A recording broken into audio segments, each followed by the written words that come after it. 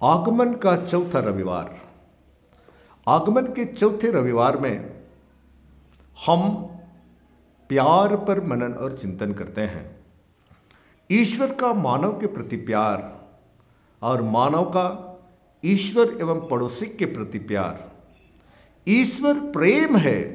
पहला यूहन्ना अध्याय 4 पद संख्या 8। ईश्वर प्रेम है का प्रमाण परमपिता ईश्वर ने अपने एक लौते पुत्र को इस संसार में एक नन्हे बालक के रूप में भेजकर दिया। प्रेम का विपरीत घृणा है।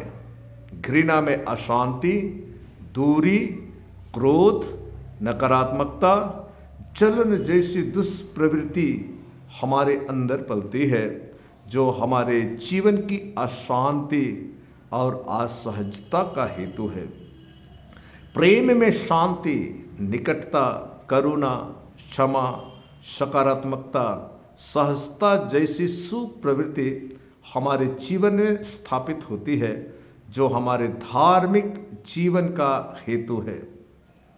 आज के पहले पाठ में हम इम्मानुएल, जिसका अर्थ ईश्वर हमारे साथ पर विशेष चिंतन करते हैं।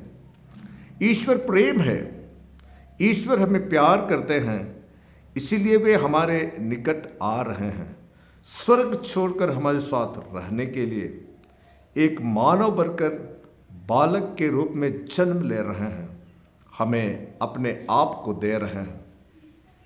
यीशु के प्रति हमारा प्यार यीशु को जानने में, यीशु को अनुभव करने में और यीशु के जीवन को जीने में है।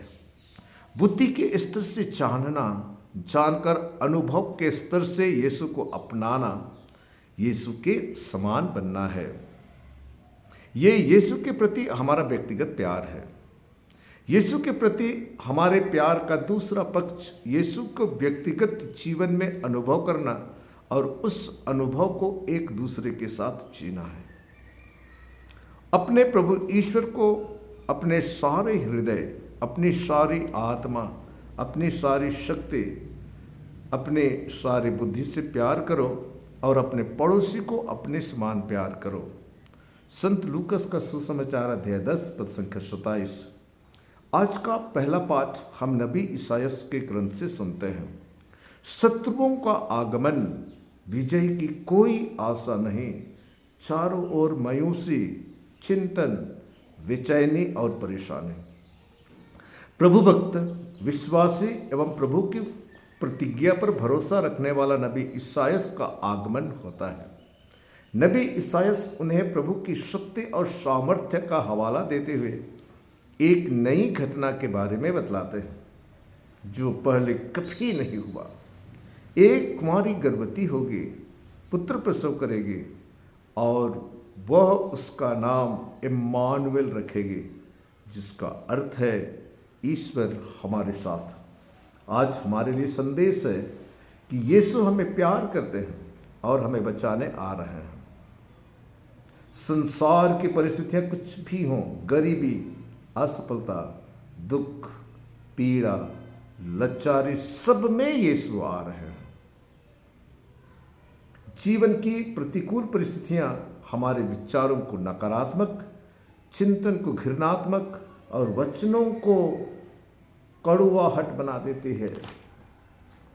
अगर यीशु हमारे समान नहीं बनेंगे, हमारे साथ नहीं रहेंगे, तो जो भी प्रेरणा और शिक्षा वे देंगे वह बुद्धि के स्तर तक ही सीमित रहेगी। बुद्धि के स्तर के ज्ञान से यीशु को हम जान नहीं सकेंगे, यीशु को धारण नहीं कर पाएंगे। हमारे दिल में, व्यवहार में, विचारों में, भावनाओं में यीशु कभी नहीं आएंगे।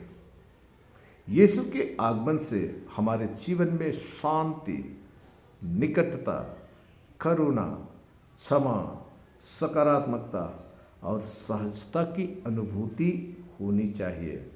ये तभी संभव होगा जब यीशु को हम अपने जीवन में आने देंगे, उन्हें जगह देंगे। इस अनुभूति को धारण करने के लिए हमें जीवन की पवित्रता, विचारों में सकारात्मकता, व्यवहारों में विनम्रता, भावना में करुणा, रिश्ते में निर्मलता चाहिए। आगमन का काल हमारे लिए पुण्य काल है, ईश्वरीय कृपा पाने का माध्यम।